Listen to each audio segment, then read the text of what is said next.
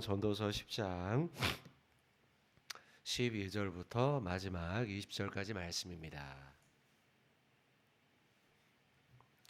전도서 10장 12절부터 마지막 절까지 말씀입니다. 한 절씩 교독하겠습니다. 지혜자의 입의 말들은 은혜로우나 우매자의 입술들은 자기를 삼키나니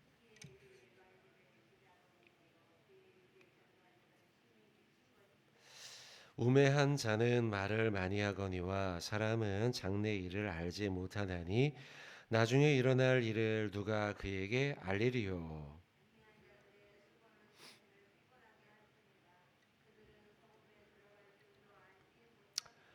왕은 어리고 대신들은 아침부터 잔치하는 나라여 내게 화가 있도다.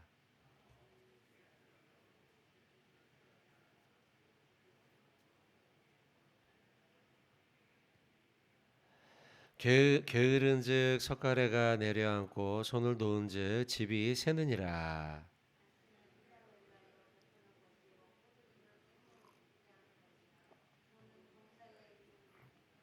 잡독하겠습니다. 심중에라도 왕을 저주하지 말며 침실에서라도 부자를 저주하지 말라. 공중의 새가 그 소리를 전하고 그 일을 전파할 것임이니라. 아멘. 자, 한 절씩 말씀 같이 나누도록 하겠습니다. 자, 12절 말씀입니다. 지혜자의 입의 말들은 은혜로우나 우매자의 입술들은 지혜를 삼키나니. 자, 입에 대한 말씀입니다. 말에 대한 것이죠. 우리가 어떻게 입술을 사용하고 말을 사용할 것이냐. 지금도 저는 말을 하고 있습니다. 여러분들도 오늘 제일 많이 할 것이 우리의 신체 기관 가운데 입술이 아니겠습니까? 행동보다는 나도 모르게 말이 먼저 나가니까요. 두 가지의 입에 대해서 말씀을 하고 있습니다. 지혜자의 입, 우매자의 입, 이렇게 두 가지. 그러니까 이 말은 우리가 지혜로운 사람이 되어서 말할 것이냐, 아니면 우매자가 되어서 어리석은 자가 되어서 말할 것이냐, 우리의 입술이 지혜로운 말이 될 것이냐, 어리석은 말이 될 것이냐라고 말씀하고 있습니다. 답은 뻔하지 않습니까, 여러분? 지혜로운 자의 입술이 되어야 되죠. 오늘도 우리는 우리의 말을 지혜로운 말로 사용해야 된다. 하루 종일 우리가 지혜롭게 말하는 사람이 되어야 된다라고 말씀하고 있습니다. 이건 너무나 잘 아는 말씀이고 성경도 잘 알고 있음에도 우리가 실패하니 자주 우리에게 강조합니다. 성경을 보죠. 시편 37편입니다. 여기도 동일하게 우리가 어떻게 말해야 할까 기록하고 있습니다. 37편 30절 31절입니다. 37편 30절 31절. 자, 두 구절 같이 한번 읽어보겠습니다. 성경이 또 여기서도 우리 입술을 강조하고 있습니다. 읽겠습니다. 의인의 입은 지혜로우며 그의 혀는 정의를 말하며 그의 마음에는 하나님의 법이 있으니 그의 걸음은 실조감이 없으리로다. 아멘. 자, 이 시편의 말씀은 지혜로운 말에 대해서 말씀을 하고 있는데 여기에서는 의로움과 연결시켜 말씀하고 있습니다, 여러분. 그렇죠? 의인의 입이 지혜롭다라고 말씀하고 있죠. 우리가 지혜롭게 말하는 사람, 지혜롭게 말하는 행동, 그런 삶을 우리가 알고 있는데, 그렇게 해야 함을 알고 있는데, 그 지혜롭게 말하기 위해서는 30절 의인이 되어야 한다 말씀하고 있죠. 의인의 입이 바로 지혜로운 사람의 입이다라고 말씀하고 있어요. 어떻습니까, 여러분? 동의합니까? 대부분 동의하실 것이지만 1편 약간은 그렇게 못할 수도 있어요. 왜냐하면 어떤 경우에는 사람들이요, 그 겉만 말만 번지르하게 하는 경우를 우리가 간혹 보기 때문이죠. 저 사람은 진짜 그렇지 않은데 말만 저처럼 번지르하게 이렇게 우리가 생각이 들 때도 간혹 있지 않습니까? 그래서 1편 대부분은 동의하지만 1편 동의하지 못할 수도 있다는 거예요. 그러나 여러분 대다수는 맞습니다. 우리 입술을 사람들이 있을 때와 없을 때 막론하고 생각해 보십시오. 사람이 있을 때는 번지르게 할지 모르지만 그 사람이요, 사람이 없으면 악하게 말한다고 하면 그 사람은 진짜 겉과 속이 다른 사람이 말을 그렇게 하는 것이겠죠. 그러나 여러분, 그 사람이 아무도 없을 때 그렇게 말합니까? 그렇다면 아니라면 그 사람은 지혜로운 자, 의로운 자가 아닌 것이죠. 결국 그러면 여러분, 사람이 있든 보든 보지 않든 우리가 어떻게 말하고 있는가 하는 것이 의로움과 그렇지 않음을 보여준다라는 것은 맞는 말씀이에요. 성경을 한번 더 보겠습니다. 마태복음이에요. 관련된 말씀입니다. 마태복음 12장.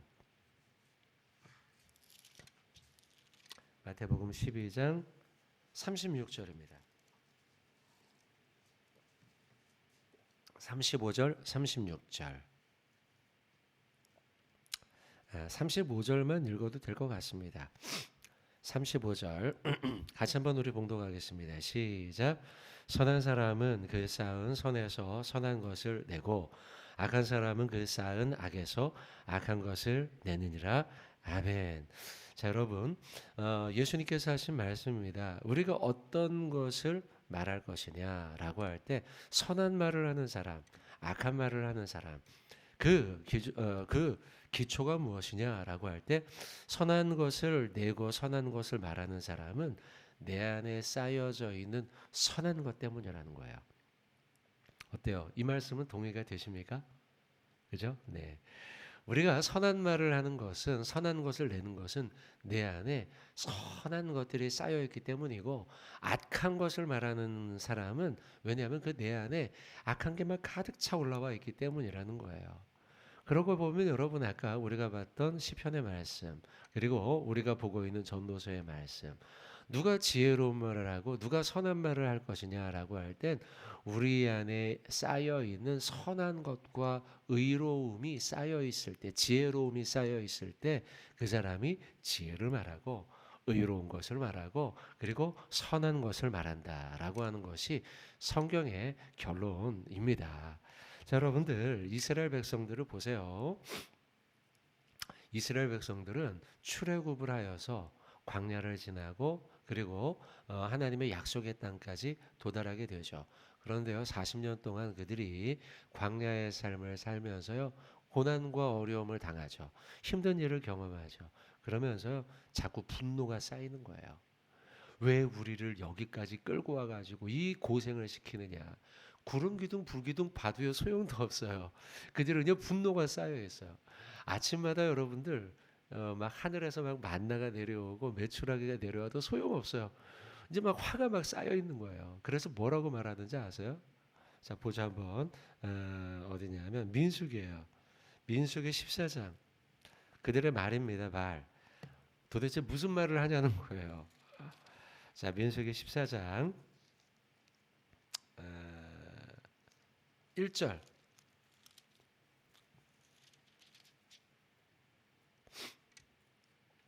1절, 2절, 3절. 자, 그들이 뭐라고 말하고 있는지 말과 이 마음에 쌓여 있는 걸 보자 이거죠. 자, 민수기 14장 1절로 3절입니다. 같이 봉독하겠습니다. 온 회중이 소리를 높여 부르짖으며 백성이 밤새도록 통곡하였더라. 이스라엘 자손이 다 모세와 아론을 원망하며 온 회중이 그들에게 이르되 우리가 애굽 땅에서 죽었거나 이 광야에서 죽었으면 좋았을 것을 어찌하여 여호와가 우리를 그 땅으로 인도하여 칼에 쓰러지게 하려 하는가. 우리 처자가 사로잡히리니 애굽으로 돌아가는 것이. 자, 여러분, 이들이 지금 통곡하고 있죠. 그리고 원망하면서요 모세와 아론에게 막 말합니다. 하나님에게 막 말을 쏟아 놓는 거예요. 그러면서 2절 중반부터 따옴표 치면 되겠죠, 그죠? 이르되, 그 이후부터 따옴표 치면 되죠. 우리가 애굽 땅에서 죽는 게 애굽 땅에서 죽었거나 이 광야에서 죽었으면 좋았겠다. 막 죽음에 대해서 얘기합니다. 아유, 내가 차라리 죽는 게 낫지, 이런 겁니다, 여러분 지금. 그러고 말하기를 3절에 또 여호와가 왜 우리를 여기로 인도해 가지고 그 땅까지 인도하겠다고 여기 광야까지 불러 가지고, 그 얘기죠. 그래 가지고 칼에 쓰러지게 하려고 하냐. 우리 처자가 사로잡힐 것이니까, 그러니까 애굽으로 돌아가는 게 낫겠다. 이러면서 원망의 말을 막 여러분 이게 지혜로운 말입니까? 우매한 자의 말입니까? 우매한 자의 말이죠, 그죠? 그들의 안에 뭐가 지금 쌓여 있어요? 분노와 원망과 그리고 지혜가 아닌 어리석음, 우매함이 그 마음속에 막 쌓여 있는 거예요. 그래서 지금 광야에서요 모세를 향해서 막 원망의 말을 쏟아놓는 겁니다. 지금 하나님을 향해서 막 원망의 말을 막 쏟아놓으면서 왜 우리를 여기까지 인도했냐? 여러분 어때요, 여러분들? 얼마나 어리석습니까? 이게 지금 그들 마음속에 가득 차 있어서요. 그의 마음속에 가득 차 있는 것이 입 밖으로 지금 쏟아져 나온 거예요. 마태복음 아까 봤지 않습니까, 여러분? 마태복음에 있는 말씀 그대로 온 겁니다. 시므이도 여러분, 다윗 우리가 뭐 시므이 예전에 좀 보지 않았습니까? 주일날요.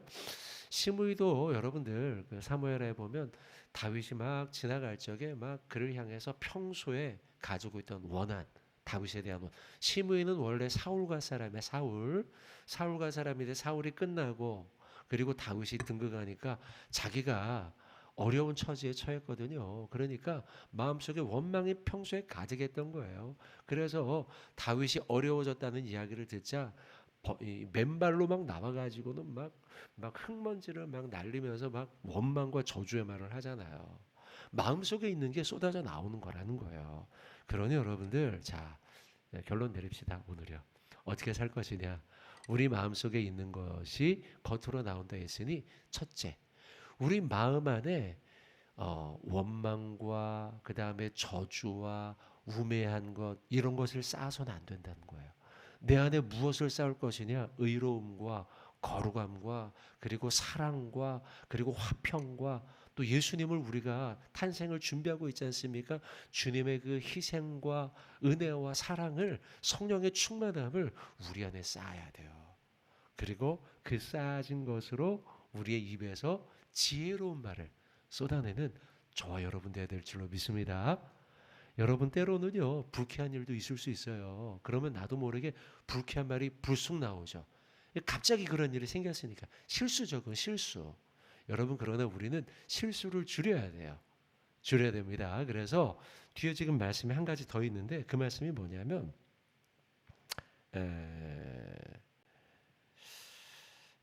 어디 있더라? 예, 14절입니다. 오늘 본문 14절에 보면 말을 많이 한다는 거예요. 어리석은 사람은요. 말을 많이 그러니까 우리가 말의 실수를 줄이기 위해서는 어떻게 해야 되냐면 많이 말하면 안 돼요. 많이 말하다 보면 나도 모르게 말하다가 실수를 한단 말이죠. 자, 그래서 우리가 실수도 줄이고 말을 줄이라는 거죠. 말을 좀 줄이고 그리고 선한 말을 많이 하고 또 의로운 말을 많이 하고 그러기 위해서는요 우리가 하나님에 대한 말씀을 많이 해야 돼요. 우리가 사람에 대한 얘기를 막 하다 보면은 나도 모르게 말에 실수가 나오거든요. 그러니 여러분 우리가 많이 해야 할 말은 무엇이냐? 하나님에 대한 말씀. 아셨죠 여러분들? 자 오늘 여러분들 사람들을 만나고 말도 많이 할 텐데 우리가 말을 적게 하고 실수하는 말, 사람의 말 적게 하고 하나님에 대한 말씀을 여러분이 많이 하다 보면 여러분의 말 가운데 여러분의 언어의 생활 가운데 거룩이 장착될 것이고 은혜가 장착될 것이고 사랑이 장착될 거예요. 그러면 여러분들 여러분의 입술은 우매자의 입술이 아니라 지혜자의 입술 될 줄로 믿습니다. 자 오늘 하루 여러분들 그런 말을 하는 저와 여러분 되길 주님의 이름으로 축원드립니다. 아멘. 자 뒤에 있는 말씀 짧게 한번 더 볼게요. 자 그게 12절부터 15절까지의 말씀입니다. 12부터 15절 한 단락이고요. 16절부터 20절까지의 말씀입니다. 16절부터 20절까지 이 말씀은 여기 약간 좀 여러분의 해석이 좀 어려울 수 있어요. 짧게 그냥 제가 주의할게요. 보세요. 16절. 16절은 왕은 어리고 대신들은 아침부터 잔치하는 나라여 내게 화가 있다. 자, 왕과 대신에 대한 말씀입니다. 자, 망하는 나라에 대해서 기록해 놨어요. 어떤 나라가 망하는 나라냐라고 할 때요. 왕은 어린. 자, 이게 나이가 어린 걸 말할 수도 있지만요. 자, 이것은 분별력이 어리다. 성숙하지 못하다. 자, 그래서 어리다라는 말은 성숙과 반대되는 말로 여러분 이해하시면 되겠습니다. 요런 나라는 망합니다. 자, 지도자가요 미성숙한 겁니다. 지도자가 미성숙할 때에 그 나라와 그 공동체는 멸망한다.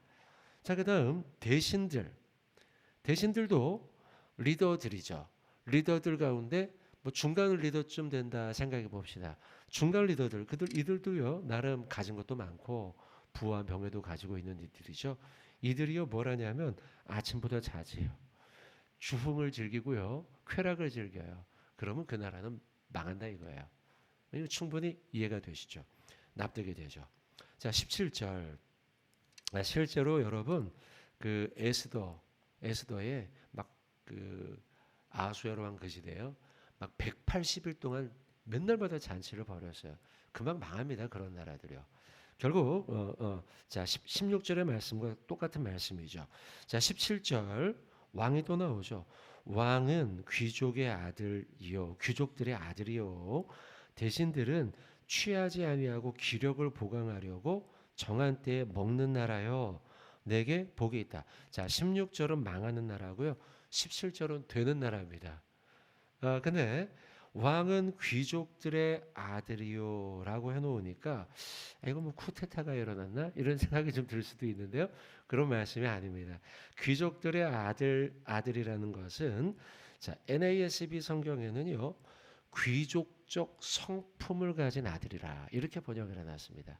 귀족적인 성품을 가진 아들. 그러니까 왕이 누가 되냐면 어떤 사람이 왕이 되냐면 귀족적인 성품을 가진 자가 왕이 되었을 때 그 나라가 흥할 것이다. 그러니까 앞절 16절은 어린 왕이었죠. 미성숙한 아들. 그리고 17절은 비교해서 기록해 놨죠. 귀족적인 성품을 가진 자가 왕이 된다면 그 나라는 흥할 것이고 대신들은 어떤 대신들이냐? 취하지 않는다는 거예요. 16절과 대조가 되죠. 그죠? 16절은 아침부터 잔치를 해서 취하고 먹고 노는 거예요. 반면 17절은 그들은 취하지 않고 정한 때의 음식을 잘 보강해서 건강해져서 아주 왕성하게 나라의 일을 감당한다는 것이죠. 자, 그리고 18절 게으른 석가래가 내려앉는다. 게으른즉 석가래가 내려앉고 손을 놓은 즉 똑같은 의미입니다. 게으르고 손을 놓는 것 같은 의미죠. 그래서 게으르고 손을 놓으면 어떤 일이 벌어지느냐? 석가래가 내려앉고 지붕이 내려앉는 거예요. 그리고 집이 물이 막 샌다는 거예요. 게으른 것에 대한 경고이죠. 19절 잔치는 희락을 위하여 베푸는 것이에요. 맞죠? 또 포도주는 생명을 기쁘게 하는 것이에요. 맞아요. 그런데요. 그것을 그저 희락을 위해서만, 쾌락을 위해서만 잔치를 늘 베풀고 또 포도주, 생명을 기쁘게 하는 것이지만 환락과 주흥을 위해서 날마다 쾌락을 위해 그렇게 살아가는 것. 그리고 또 사람들은 말하기를요. 돈은 범사에 이용된다. 자, 요 번역이 참 재밌는 번역입니다. 원어적으로는 이렇게 됩니다. 돈이 어떤 것이냐? 돈은 모든 것에 응답한다. 이게 원어적 의미예요. 사람들은 그렇게 생각합니다. 아, 돈이면 요즘 세상 뭐라고 말해요? 돈이면 뭐든 다 돼. 요게 이제 원어적으로 그런 의미예요. 돈은 모든 일에 응답한다. 이게 이제 원어적 의미거든요. 사람들이 그렇게 생각하는 거예요. 아, 돈이면 다 돼. 그리고서요. 쾌락을 즐기고 지금 19절이요. 잔치, 쾌락을 즐기고 또 포도주 날마다 취해 있는 거예요. 쾌락을 즐겨요. 환락을 즐겨요. 이게 우리를 망하게 하는 지름길이라는 거예요. 그러니 그런 사람들은 어떻게 살아가냐면 20절입니다. 심중에 왕을 저주하고 침실에서 부자를 저주해요. 지금 왕을 얘기하고 부자를 얘기합니다. 왜 왕과 부자일까요? 지도자이기 때문이에요. 여러분들 나보다 못난 사람들을 집에까지 돌아가서 잘 욕하지 않아요. 왜냐하면 이미 그 사람은 욕을 보고 있기 때문이죠. 우리의 삶을 생각해 보세요, 여러분들. 여러분 집에 돌아가서요, 나보다 못나고 가난하고 힘든 사람이요, 막 그 사람 막 돌아가가지고 막 그 사람을 욕하거나 그러지는 않아요. 이미 욕 보고 있으니까 그 사람은요. 반면에 나보다 잘나고 잘되고 뭔가 앞서 있고 이런 사람을요, 사람들은 돌아와서 시기 질투하며 욕하고 저주해요. 자, 그래서 20절의 말씀에 왕을 이야기하고 부자를 이야기하고 있지만 결국 우리의 인성을, 인간됨에 대한 이야기예요. 우리 인간들은 그런 존재라는 거죠. 그래서 나보다 잘 나가고 뭐 돈도 많고 또 지도력을 가지고 있는 왕과 부자를 너희는 저주하지 말아라 라고 말씀하고 있는 거예요. 자, 여러분, 오늘 저는 이 16절부터 20절까지의 말씀을 쭉 보았습니다. 그리고 앞에 있는 입술에 대한 말씀을 보았습니다. 우리가 오늘 어떻게 살 것인가? 자, 말씀을 쭉 보았는데 한 가지 다시 정리하고 말씀드립니다. 우리의 입술에 대한 말씀이에요. 지혜자의 입을 가지라는 것이죠. 우매자의 입을 갖지 말고 지혜롭게 우리의 언어의 삶을 살아가야 되겠다라고 여러분들에게 오늘 말씀에 한 가지의 결론을 드립니다. 오늘 말씀 붙들고 여러분들 오늘 하루 말에 실수하지 않고 하나님의 말씀으로 세상 사람들에게 말씀을 전하는 지혜자 입술 되시길 주님의 이름으로 축원을 드리겠습니다.